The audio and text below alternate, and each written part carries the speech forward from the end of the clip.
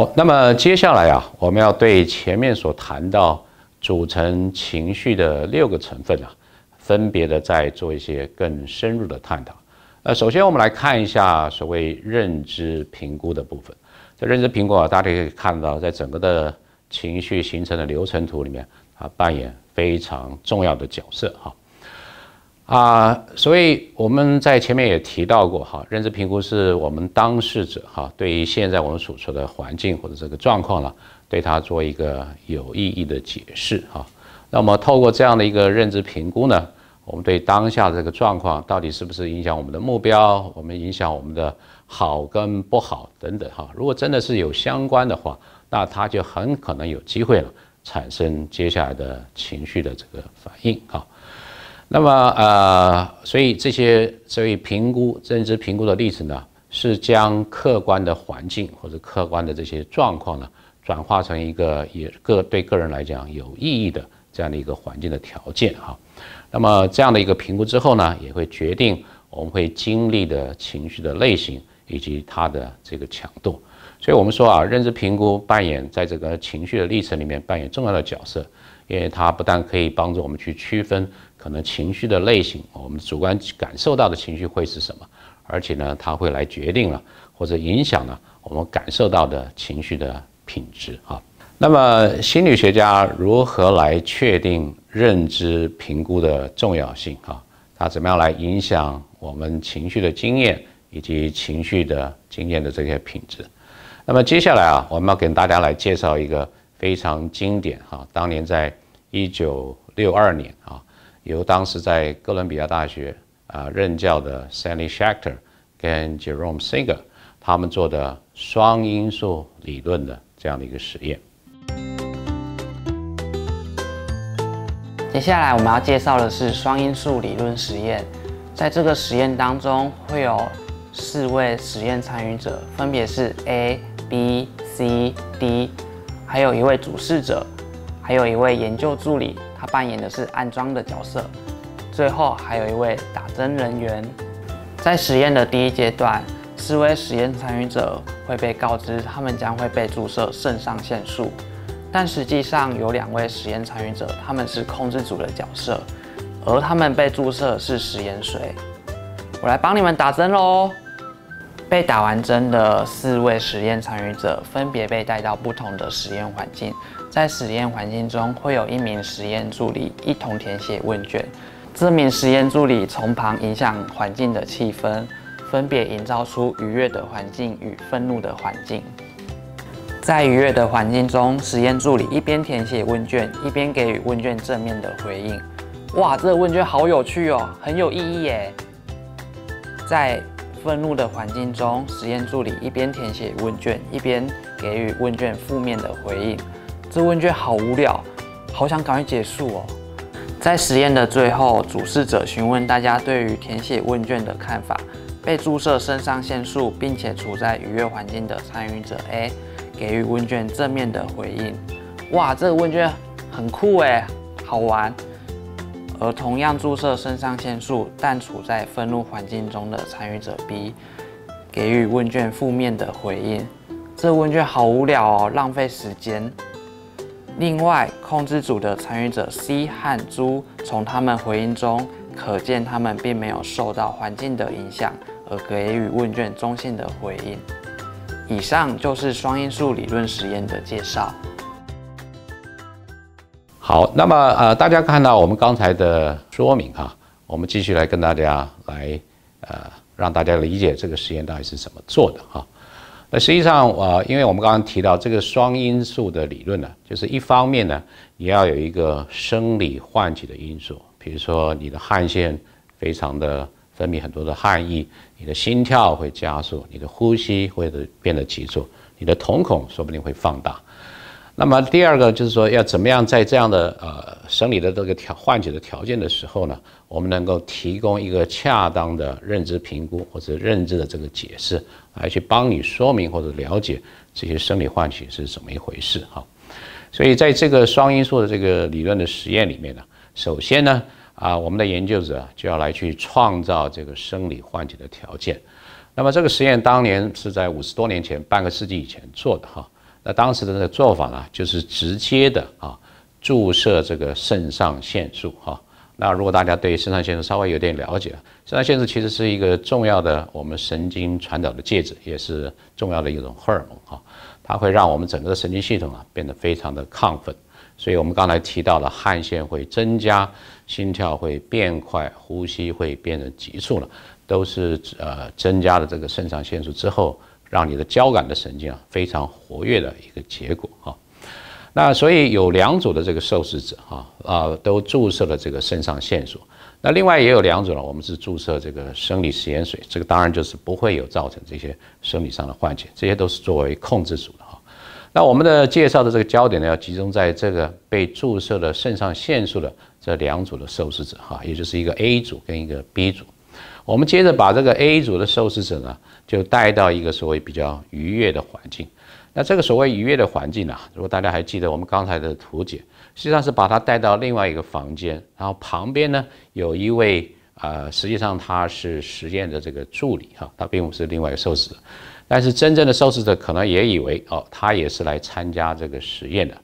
那这位旁边的研究的助理呢，在这个所谓愉悦的环境里面，他一边填写一个有关于实验的这个问卷，会讲出非常多正面的这些评价，说哇，这个实验非常的酷，让我了解了好多有关于情绪的知识，等等等等总之呢，他在一方面作答的时候呢，他就是讲出很多正面的这些评价。那其目的是要让这个真正的在旁边的这个受试者，他只是受到了生理的唤起，可他不太晓得我到底现在要做的这个事情，我怎么样来去归因，或者是怎么样来去解释我的情绪的反应那么在旁边另外一个房间里面就是另外一组的这个受试者，我们就把他带到一个所谓愤怒的环境，这样的一个状况那这个愤怒环境同样的安排，也是有一位实验的这个助理在那边填写这个问卷。那这个时候，你身为真正的受试者，你也是觉得生理非常的亢奋，非常的唤起，但是你不太晓得我到底是高兴呢、正面呢，还是不高兴呢、负面呢等等。这个时候，你旁边的那一位先生那位助理呢，他在填写问卷的时候就一方面做出很多负面的评价，说这个好无聊怎么让我做出这样的一个实验，然后来填这些真的没有什么意义的一点也不酷的这些问卷等等所以这个会使得真正的这个受试者在他的生理亢奋的情况之下也跟随着受到旁边人的影响，来去解释说我现在情绪的感受应该是一个负面的感受那实验的结果的确如 Shackler 跟 Jerome 所期待的在这个愉悦环境当中，如果你有了生理的亢奋，而周遭的环境会提供你一个比较正向的认知的评估的时候，你会对整个的事情做出你会有一个比较正向的情绪的反应。而相反的，你如果是在一个比较负面的，比如说比较愤怒的、比较不愉悦的这个环境当中，你得到这些讯息的话，你会对整个的实验对整个的事件做出一个比较负向的这个负面的这些情绪的反应所以这个实验就是清楚的让我们看到说，当你有了生理的因素，再加上一定程度的认知的评估它可以去来左右或是决定你会有的情绪的反应那么这样的这个研究呢，在后续其实像比如说我们这边提到Zillman 跟这个 Byron 他们在后来的接续的这个实验我们把它称之为misattribution arousal， 也就是说对于唤起的一个错误的归因就是说我们可以先创造一些条件，让受试者经历这个生理的 arousal。比如说他有的时候这个做法都不同像我们这边提到的 Zillman 跟 Byron 他们的做法是让受试者先去做一些这个体力的活动做一些这个运动，使他整个生理的唤起达到一定的程度。那你就会发现说如果你刚刚做完的就是身体上已经有了这个生理上的比较强的这个反应的时候如果我再去透过一些方式故意要去挑衅你或者让你觉得生气那么当事人呢，就比较会表现出来那种具有攻击性，显然是经过愤怒之后产生的这些攻击性的行为。但是相对的，我如果没有让你去做这些生理的活动或者运动，让你这个生理唤起的话，那这样的机会呢就会少很多哈。所以这个是让我们看到就是说，因为它实际上这个有了这些生理上的唤起，然后我们再提供一些因素哈，一些外在的因素。让他对生理唤起做一些不是那么恰当的归因，但是也就足以影响他的情绪的这些反应哈。所以这也就是我们再次强调了，就是说认知的评估哈，搭配着我们生理上的反应啊，那么它会非常一定程度的来主导影响我们情绪的反应跟它的这些品质哈。那么我们谈到这里啊，希望同学去想一想哈，在你的日常生活中啊，是不是有一些可能周遭的环境哈，也许你并不是完全的清楚哈，但是它带来了一些 arousal， 带来了一些生理上的这个唤起，然后这个时候旁边出现的一些事情，可能就会让你做一些情绪上的这个归因啊。大家不妨来想一想有关于这方面的经验呢，来跟我们大家来分享啊。那么在后续的这个实验里面为了继续的来彰显我们这个认知评估的这些重要性啊，大概就是会沿着说，我们到底是